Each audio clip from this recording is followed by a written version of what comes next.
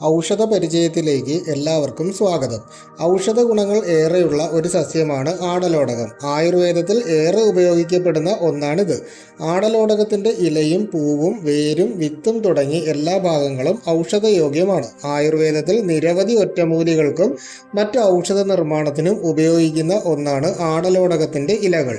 ചുമ മാറുന്നതിനുള്ള ഏറ്റവും ഉത്തമമായ മരുന്നാണ് ആടലോടകം. നെഞ്ചിലെ കഫക്കെട്ട് മാറാനുള്ള ആയുർവേദ ഔഷധ നിർമ്മാണത്തിൽ ഏറെ പ്രാധാന്യമാണ് ആടലോടകം.